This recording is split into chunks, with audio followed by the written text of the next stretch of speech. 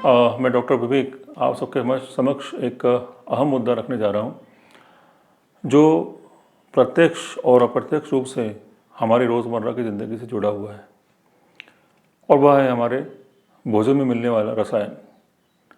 मैं इस पॉडकास्ट के द्वारा आपसे केवल एक उम्मीद रखता हूँ कि मेरी की गई ये मेहनत जो मैं कर रहा हूँ, जो आपके समक्ष विषय रख रहा हूँ, वो विषय के प्रति को आप समझें और उस विषय के प्रति जागरूक हों, और जितना अपने परिवार को बचा सकें उतना बचाने का प्रयास करना चाहिए।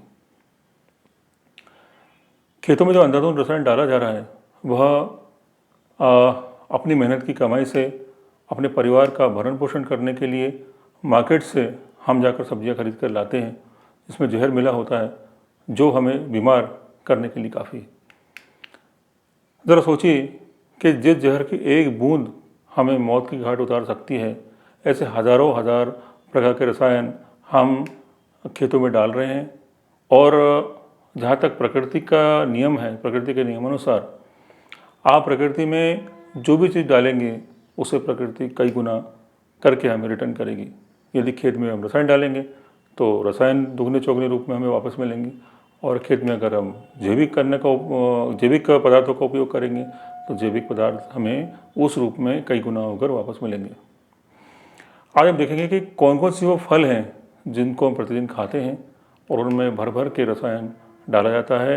न केवल खेत में रसायन डाला जाता है, बल्कि जब वो ट्रांसपोर्ट होते हैं तो तब भी उनमें एज ए प्रिजर्वेटिव बहुत सारे रसायन का लेप किया जाता है ताकि वो ख़राब ना हो। ये जो फल हैं वे हैं पाइनएप्पल, अंगूर आते हैं, आम आते हैं, केले आते हैं, कीवी आता है जिसको हम प्रतिदिन जो है उपयोग करते हैं।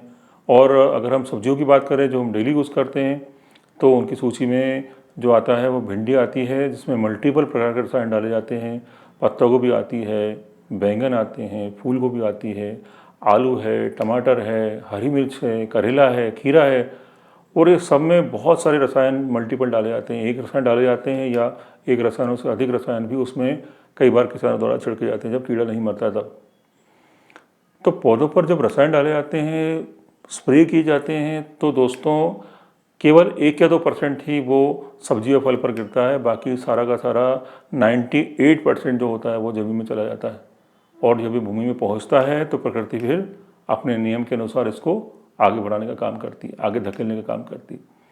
तो पेस्टिसाइड के दुष्प्रभाव की जहाँ तक बात करें तो जिसका मुख्य कारण मैं समझता हूँ कि आज के समय में किसानों की जागरूकता की बहुत ज़्यादा कमी है कि किस पेस्टिसाइड को किस प्रकार छिड़कना चाहिए, किस तरीके से छिड़कना चाहिए, किस कीड़े के लिए होता है पर्टिकुलर छिड़कना चाहिए। और कई बार ये देखने में आता है कि किसान कई बार अपना ही खुद का नियम बना लेता है कि ये मेरा नियम है, मैं अपने नियम के अनुसार पेस्टिसाइड छिड़कूंगा, और वो मनमाने तरीके से खेतों में रसायन डालता चला जाता है। कुछ किसान दूसरे की कहा सुनी बातों को लेकर खेतों में अनशन रसायन डालते हैं, अंधाधुंध तरीके से रसायन डाल देते हैं।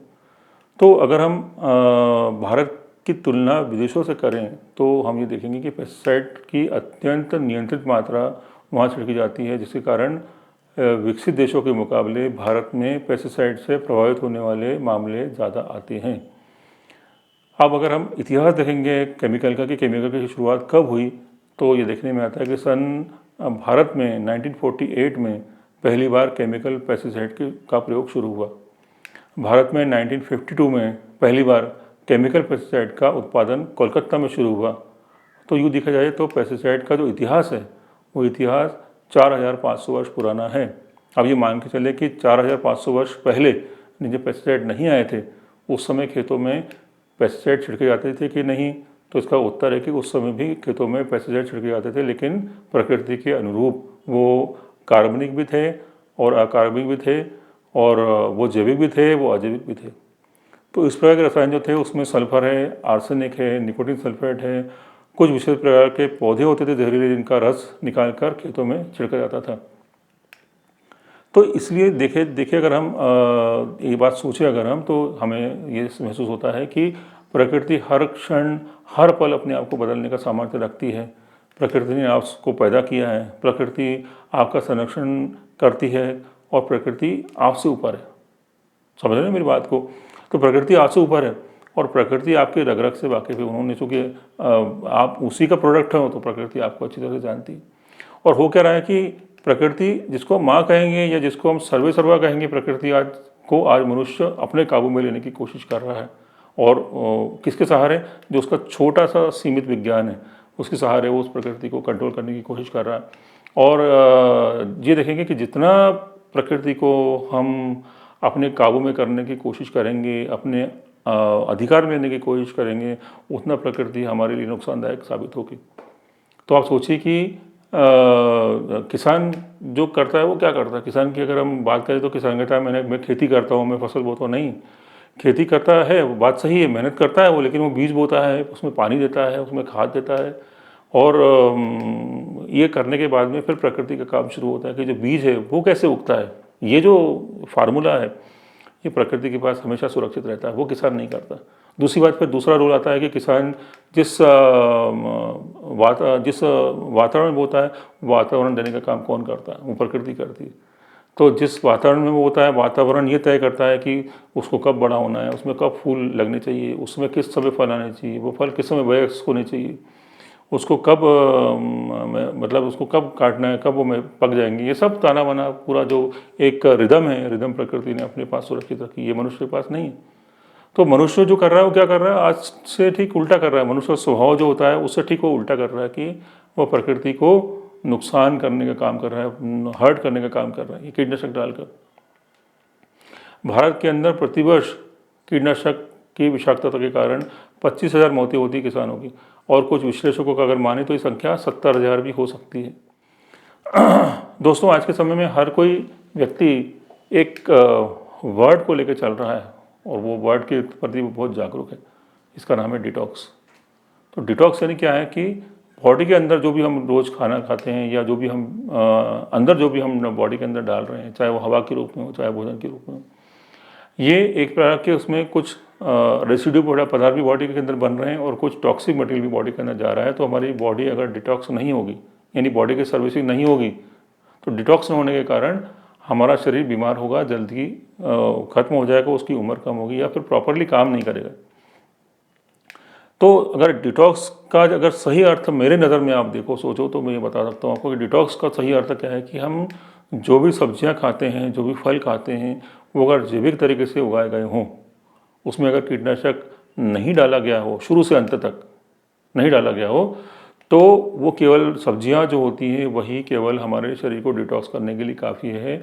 मार्केट से कोई भी केमिकल या फिर कोई भी पदार्थ या भी कोई भी चीज़ या कोई भी दवा, ये कुछ भी लेने की ज़रूरत नहीं है। एक तो डिटॉक्स भी करेंगे वो, और दूसरी बात है कि वो पोषक आहार भी हमको देंगे, जो न्यूट्रिशन है वो भी हमको पूरा मिलेगा। आज के समय में हम लोग देख रहे हैं कि हमारे बॉडी में कुपोषण का हमारी बॉडी शिकार हो रही है। हम अच्छे से अच्छा खा रहे हैं, बढ़िया हम लोग हमारे जो है विज्ञान ने इतना उन्नत हमको किया है कि हमारे खान पान में परिवर्तन आ गया। पर इतना होने के बाद भी क्या हुआ कि हमारे शरीर में आज विटामिन B12 की कमी आती है, कैल्शियम की कमी आती है, आयरन की कमी आती है। और पहले के ज़माने में हम देखते थे कि बच्चे जो होते थे गांव के, आज से 100 साल पहले या 50 साल पहले की बात करेंगे, तो बच्चे गांव के सादी रोटी खाकर भी उनके गाल एकदम लाल रहते थे। तो सोचिए कि इतना पोषक आहार लेने के बाद भी ये कुपोषण क्यों है, कि का सबसे बड़ा कारण है खेतों में छिड़के जाने वाला केमिकल। जो केमिकल खेतों में जा रहा है, सब्जियों पे जो केमिकल छिड़का जा रहा है, फलों पे जो केमिकल छिड़का जा रहा है, वो पोषक तत्वों को फलों के अंदर ही ब्लॉक कर रहा है, वो उसमें बनने ही नहीं दे रहा। जैसे फॉलिक एसिड है, मैंने बताया, आयरन है, बहुत सारे ऐसे कंटेंट है जो उसमें बन ही नहीं रहे। तो इसका मतलब क्या हुआ कि पोषक आहार के रूप में जो भी हम खा रहे हैं वो पोषक आहार में कम है, और ये पोषक आहार में कम होने के कारण इसका सबसे जो बुरा असर पड़ रहा है वो हमारी आने वाली जनरेशन पर पड़ रहा है। जो हमारी आने वाली जनरेशन है वो उसको माँ के गर्भ से ही पोषक आहार नहीं मिल रहा है, और इसके कारण जब बच्चा 2 साल का होता है, 1 साल का होता है, तब उसको डायबिटीज़ होती है, तब उसका इम्यून सिस्टम कमज़ोर होता है, तब उसका शरीर विकसित नहीं होता है, उसका दिमाग विकसित नहीं होता है। ये जो चीज़ें आ रही, दिक्कतें आ रही, ये पेस्टिसाइड का इसमें बाकी जो भी रोल रहा होगा वो तो है, लेकिन पेस्टिसाइड का इसमें अहम रोल है। हमारा खान पान बहुत बड़ा असर करता है, बहुत बड़ा इफ़ेक्ट करता है हमारे शरीर के ऊपर। अब आप सोचिए कि जो बच्चा 1 साल की उम्र में ही इस डायबिटीज़ जैसे लक्षणों से रोगग्रस्त हो जाए, उसका पूरा जीवन पड़ा हुआ है अपना जीवन जीने के लिए, सोचिए अपना जीवन कैसे जिएगा। तो जितना भी हमको कोशिश सिर्फ ये करनी चाहिए कि जितना भी हम लोग अपनी तरफ से पेस्टिसाइड से बच सकें, जितना भी जैविक अन्न हम लोग ला सकें उतना लाने की कोशिश हम लोग को करनी चाहिए और अपने परिवार को और अपने बच्चों को इससे बचाने का पूरा प्रयत्न करना चाहिए। तो एक तरफ तो क्या हो रहा है हम लोग खेतों में पेस्टिसाइड डाल रहे हैं और जीवों को, कीड़ों को खत्म कर रहे हैं, और दूसरी तरफ क्या हो रहा है कि जिन पेस्ट के लिए पेस्टिसाइड डाला जा रहा है दिन ब दिन तगड़े होते जा रहे हैं, स्ट्रांग होते जा रहे हैं। क्यों होते जा रहे हैं? क्योंकि वो उसके प्रति इम्यून हो रहे हैं। हर बार हर फसल में हर छिड़काव के बाद किसान को नई दवा का प्रयोग करना पड़ता है, क्योंकि पुरानी दवा के प्रति पेस्ट इम्यून हो चुका होता है। खेत में जब दवा छिड़की जाती है तो पेस्टिसाइड जो छिड़का जाता है और पेस्टिसाइड को ये पता नहीं होता है कि कौन सा कीड़ा खेत के लिए मित्र के रूप में काम कर रहा है, कौन सा कीड़ा खेत में दुश्मन के रूप में काम कर रहा है जो हमारे पौधों को नुकसान कर रहा है। वो सारे जितने भी पौधे होते हैं उनको, पौधे में जो कीड़े होते हैं उनको सेम ट्रीट करता है, दुश्मनी समझता है। और इससे क्या होता है, हमारे जो लाभकारी मित्र कीट होते हैं मर जाते हैं। जैसे कि केंचुए हैं, बहुत सारे मित्र कीट उसमें भी होते हैं, फसलों पर भी होते हैं जो दूसरे हानिकारक कीड़ों को खाते हैं। उसमें गौरैया आती है, उसके अंदर पशु पक्षी आते हैं, उसके अंदर बहुत सारे ये क्या बोलते हैं इसको, ये मधुमक्खियाँ आती हैं जो हमारे लिए गार्ड का काम करती हैं और हमारे खेत में कीड़ों को पनपने नहीं देती। लेकिन हम क्या करते हैं, हम पेस्टिसाइड डाल के पूरा सब कीड़ों को, सब जीवों को मार देते हैं। बार बार अगर हमारी बॉडी में अगर केमिकल जाता है, रसायन जाता है, तो कुछ समय के लिए हमारा जो शरीर है उसको उसमें हमारा शरीर सहनशीलता पैदा कर लेता है और पेस्टिसाइड का असर हमारे शरीर के ऊपर होता नहीं। लेकिन बार बार अगर इसकी पुनरावृत्ति होती है, बार बार अगर पेस्टिसाइड हम लोग वाला अन्न खाते हैं तो हम जल्दी बीमार हो सकते हैं, ये नुकसान हमारे शरीर में हो जाता है। तो कीड़ों पर जो पेस्टिसाइड छिड़का जाता है वह, मैंने इससे पहले आपको बताया कि वह अपने शरीर में प्रतिरोधकता पैदा कर लेता है, और न केवल खुद के शरीर में प्रतिरोधकता पैदा करता है बल्कि अपने आने वाली जनरेशन में भी वो जीन्स डाल देता है जिससे वो उनके ऊपर भी पेस्टिसाइड का असर ना हो। और ये होता है कि वो पेस्टिसाइड जो डाला जाता है वह नई प्रजाति पर भी असर नहीं करता। तो कई बार जो कई कीड़े क्या करते हैं कि कुछ अपने अंदर ऐसा एंजाइम बना लेते हैं जो हानिकारक पदार्थों को उनके शरीर में तोड़ देते हैं। कई कीड़े म्यूटेशन द्वारा अपने शरीर के अंदर प्रोटीन की संरचना को ही बदल देते हैं, जिससे पेस्टिसाइड ने टारगेट किया होता है। इसका मतलब ये है कि पर्टिकुलर जो प्रोटीन होता है जिसको पेस्टिसाइड ने टारगेट किया होता है, वो जो कीड़े के अंदर जाके उसको मारता है, वो कीड़ा अपने शरीर के अंदर उस प्रोटीन की संरचना को ही बदल देता है। कुछ कीड़े ऐसे होते हैं जो अपने शरीर की चमड़ी में ऐसे अवरोध पैदा कर लेते हैं जो कीटनाशकों को उनके शरीर में प्रवेश होने से रोक देते हैं। और बड़े मज़े की बात तो यह है कि कई बार कीड़े पेस्ट जो होते हैं वो अपने शरीर के अंदर जाने वाले पेस्टिसाइड को डिटॉक्स कर लेते हैं। इस तरह से अलग अलग तरीक़ों के द्वारा छिड़के जाने वाला पेस्टिसाइड कीड़ों के ऊपर जो जाता है उससे कीड़े अलग अलग तरीके से अपने आप को न्यूट्रलाइज कर लेते हैं, शरीर को न्यूट्रलाइज कर लेते हैं। इसका मतलब क्या हुआ? इसका मतलब ये हुआ कि जितना ज़्यादा हम प्रकृति के खिलाफ खड़े होंगे, जितना प्रकृति का हम दोहन करेंगे, जितना उसको काबू में करने की कोशिश करेंगे, उतना प्रकृति हमारे खिलाफ खड़ी होगी और प्रकृति जो है हमारे लिए हानिकारक हो सकती है आगे जाके। तो ये तो दोहन हुआ, ये अनुकूलता नहीं हुई। हम जो रसायन डाल रहे हैं वो प्रकृति का दोहन है।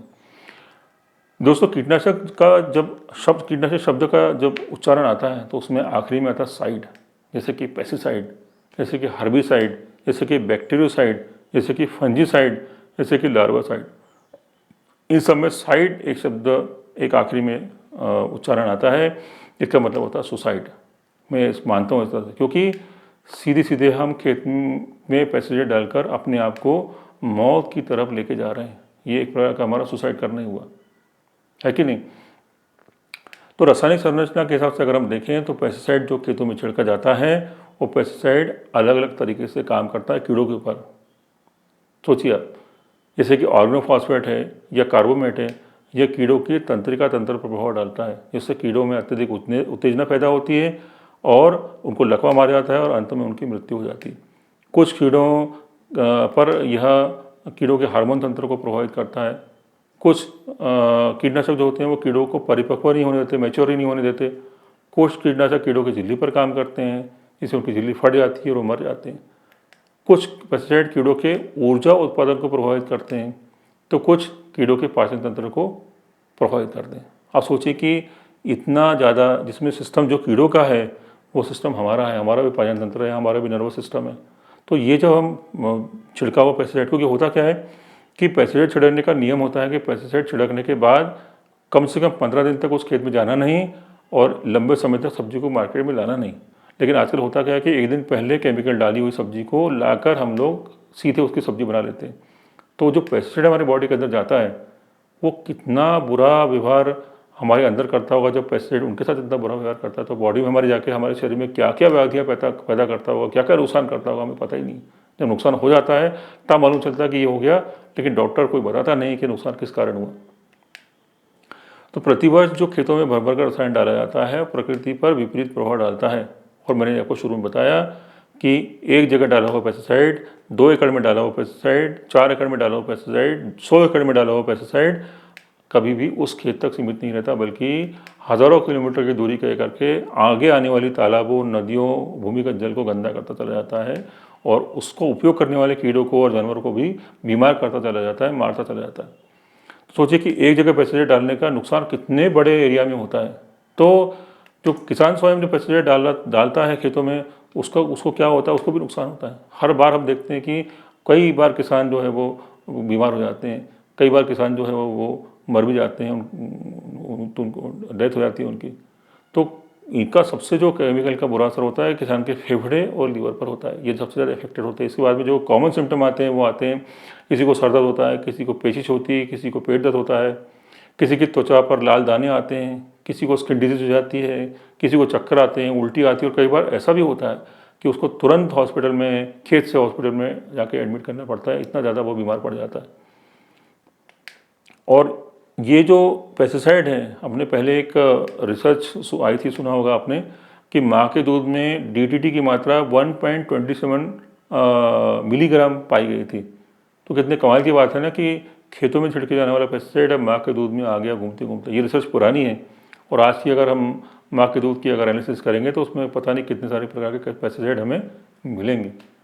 एक घटना आपको मालूम होगी कासरगोड की, जो केरल का था, और उसमें उसके जो काजू के बादाम थे उसमें अंधाधुंध एंडोसल्फान डाले जाने के कारण वहाँ मानसिकता विकृत पाई गई बच्चों की और शारीरिक विकलांगता पाई गई। जब डॉक्टर लोगों ने सर्च किया, आगे जाकर देखा तो उनको मालूम चला कि ये जो विकलांगता आ रही है और मानसिक विकास हो ही नहीं रहा है, शरीर बन ही नहीं रहा है, शरीर अपंग हो रहा है, उसका कारण खेतों में छिड़के जाने वाला अंधाधुंध एंडोसल्फान है। एक किस्सा आपको और भी याद होगा भोपाल के यूनियन कार्बाइड का, जिसमें जो 3 दिसंबर सन 1984 की रात, काली रात में वो मिथाइल आइसोसाइनेट गैस का रिसाव हुआ था और वो इतना भयंकर रिसाव था कि रातों रात हज़ारों लोगों को उसने ले लिया, लोगों को बचने का मौका ही नहीं मिला।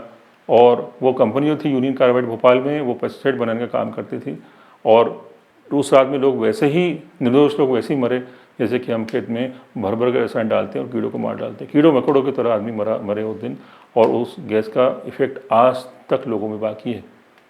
आप क्या सोचते हैं जैविक खेती के बारे में और रसायनों के बारे में? क्या बंद होनी चाहिए? क्या इनका उपयोग नुकसान करता है? मुझे नीचे कमेंट बॉक्स में ज़रूर लिखिएगा, मैं आपका इंतज़ार करूँगा। दोस्तों, किसान केवल उत्पादक है और किसान अपना फ़ायदे के लिए, मुनाफे के लिए ही खेती करता है। और मैं समझता हूँ कि अगर उसका वो जैविक उत्पाद भी उगाता है, उसका जैविक उत्पाद कोई ख़रीदता नहीं है, तो वो अपनी ज़मीन ख़राब करके उसमें रसायन डाल के उसको मार्केट में वो रसायन युक्त प्रोडक्ट बेचेगा, वो उसकी मजबूरी है। इसका मतलब ये नहीं कि भारत में जैविक का जागरण नहीं हो रहा है, बल्कि लोग आज भी भारत के किसानों को जैविक अन्न उगाने के लिए, जैविक सब्जी उगाने के लिए प्रेरित कर रहे हैं। ऐसों की संख्या बहुत है। मैं समझता हूँ कि जो किसान सक्षम है, जो किसान समर्थ है, जो किसान स्वतंत्र है, वह किसान एक रिस्क ले सकता है जैविक खेती के उत्पादन का। और जो किसान सक्षम नहीं है, स्वतंत्र नहीं है, वह किसान कम क्षेत्र में जैविक उत्पाद उगा सकता है, खुद के लिए पैदा कर सकता है। चाहे वह ज़मीन आधा एकड़ हो, चाहे वह ज़मीन पाव एकड़ हो, चाहे वह ज़मीन 200 बाय 200 का छोटा सा एरिया क्यों न हो, पर खुद के लिए तो हर किसान जैविक अन्न उगा सकता है। होता क्या है कि भारत देश में मंडी में जो सब्जियां आती हैं उनके लिए कोई भी ऐसा एक कोई माप नहीं है, नियंत्रण नहीं है, कोई साधन नहीं है इसके द्वारा निर्धारित हो सके कि मंडी में जो सब्जियां आती हैं, जो फल आते हैं, उसमें पेस्टिसाइड कितनी मात्रा में छिड़का हुआ है, क्या परसेंटेज है, ताकि हम लोग अवेयर होकर उसका प्रयोग कर सकें घर में, या उससे हम न्यूट्रलाइज हो सकें। ऐसा कोई मानक नहीं है। इस कारण ये प्रयास हमको करने होंगे और कोशिशें करें कि जहाँ भी आप लोग जाएँ वहाँ जैविक अन्न ही तलाशें, जैविक सब्जियाँ तलाशें। ये वहाँ जाके देख सकते हैं, लोगों से पूछ सकते हैं कि भाई ये आदमी जैविक अन्न उगा रहा है कि नहीं उगा रहा है, तो इस बलबूते पे आप जैविक अन्न ले सकते हैं। और अगर मार्केट से सब्जी ला रहे हैं तो मैं निम्नलिखित कुछ बातें आपको यहाँ बता रहा हूँ, उन बातों का ज़रूर आप ध्यान रखिए। उसमें से पहला नंबर बात ये कि जो भी सब्जियाँ मार्केट से लाएँ उसमें उसको 2 लीटर पानी में आप पानी लें, उसमें 10% नमक डालें और उस नमक डाले हुए पानी में भिगो के सब्जियाँ 20 मिनट के लिए कम से कम रखें। इसके बाद आती है फूल गोभी, बंद गोभी, ब्रोकली। इन सब्जियों को नमक के गुनगुने पानी में यानी हल्के गर्म पानी में धोएं। फिर आता है नंबर कीवी का, शलजम का, नाशपाती का। ये फल हैं। इसके अलावा लौकी है, तोरई है, करेला है, आलू है, परवल है, खीरा है आदि सब्जियों को गुनगुने पानी में ब्रश की सहायता से रगड़ रगड़ कर साफ करें। फिर बैंगन है, टमाटर है, मूली है, गाजर है।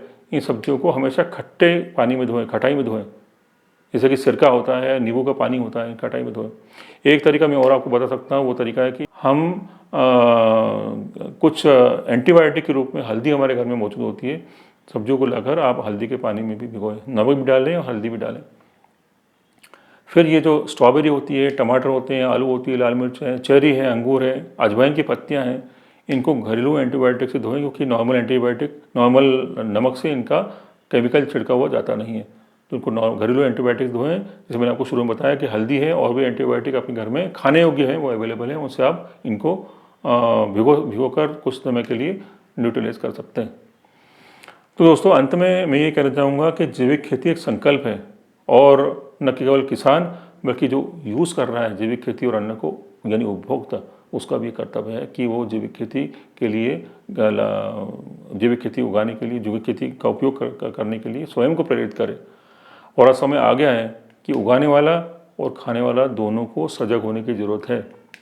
किसान जो होता है वो किसान को रसायन छोड़ने की ज़रूरत है, और जो उपभोक्ता है यानी यूज़र है उसको जैविक उत्पाद ढूंढने की ज़रूरत है। किसान और उपभोक्ता दोनों मिलकर अगर प्रयास करें तो जैविक खेती को उत्पादन करके न केवल न्यूट्रिशियस खाना, न केवल रसायन मुक्त खाना, बल्कि ये सोचिए कि प्रकृति में कितने सारे जीवों की रक्षा आप कर सकते हैं, जिसमें जल है, भूमि है, वातावरण है, पशु पक्षी हैं, माइक्रोबैक्टीरिया है, और बहुत सारे लोग, इनकी रक्षा एक किसान कर सकता है अगर वो एक संकल्प ले कि मैं जैविक खेती का प्रयोग करूँगा, रसायन खेती में नहीं डालूंगा। चाहे आप जाकर किसी स्वयं अगर यूज़ करें तो विश्वसनीय स्थान से, जैसे मैंने आपको शुरू में बताया कि जैविक उत्पाद ढूंढें, अपने घर या आंगन में आप कुछ सब्जियां फल उगा सकते हैं। मेरे विचार से खेती करने का विकल्प जो है वो जैविक खेती है। इसमें मनुष्य ही नहीं, संपूर्ण प्रकृति की रक्षा होती है।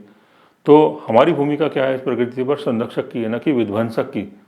तो अब ज़रूरत है यह सोचने की कि जो मार्केट में फल सब्जियां उपलब्ध हैं वह दिखने में सुंदर आकार में या बड़े आकार में होने पर यदि जहर युक्त हैं तो वो किसी काम की नहीं। इससे बेटर ये है कि पोषक तत्वों में अधिक और दिखने में सुंदर ना हो, थोड़ा मटमेला हो और आकार में छोटा हो, लेकिन अगर जैविक है तो वो 100% आपके लिए फ़ायदेमंद है। उसमें कुछ कीड़े भी लगे हों तो भी कोई दिक्कत नहीं। तो इस तरह से उस सुंदर फल से ये कम दिखने वाला जो फल है, जो सुंदर नहीं है, वो लाख गुना अच्छा है। हमें उसकी तरफ ही आगे बढ़ना चाहिए। तो इसलिए क्या एक तो ये असर हो रहा है, दूसरा ये भी असर देखने में आ रहा है कि मनुष्य के मन पर काफ़ी ज़्यादा पेस्टिसाइड का असर पड़ रहा है। कैसे कि न्यूट्रिशन वैल्यू कम हो रही है। मैंने आपको बताया कि बहुत सारे न्यूट्रिशंस धीरे धीरे डाउन होते जा रहे हैं सब्जियों में। इनका डाउन होने का फ़र्क क्या पड़ रहा है कि मनुष्य का जो तालमेल है, मनुष्य का मन जो है, मनुष्य का जो कॉन्सनट्रेशन है, उसका जो व्यवहार है, उसका बिहेवियर ही चेंज हो रहा है।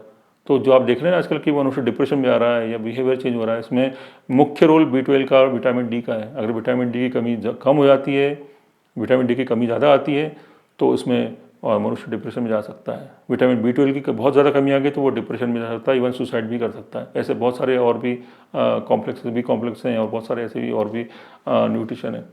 तो इनके कारण भी मनुष्य का शरीर जो है वो गड़बड़ कर रहा है, मनुष्य का मन का तालमेल गड़बड़ा रहा है, वो तुरंत गुस्सा हो रहा है, उसका स्ट्रेस में आ रहा है। ये कारण उसकी भी। और मैं निश्चित समझता हूँ कि आगे हार कर हमें इसकी तरफ जाना पड़ेगा। इससे बेटर है कि हम आज चैतन्य होकर, जागृत होकर इसकी तरफ बढ़ें। और बहुत सारे मेरे वाक होता है कि पोषक तत्व हुए, वातावरण हुआ, ज़मीन हुई, माइक्रोबैक्टीरिया हुए, जीवन हुआ, सब कुछ हुआ। इन सबकी रक्षा केवल एक चीज़ से हो सकती है, वो है जैविक खेती। इसलिए अंत में यही कहूँगा मैं कि शोषण में पोषण कभी नहीं हो सकता, बल्कि संरक्षण में ही पोषण हो सकता है। नमस्कार, बहुत बहुत धन्यवाद।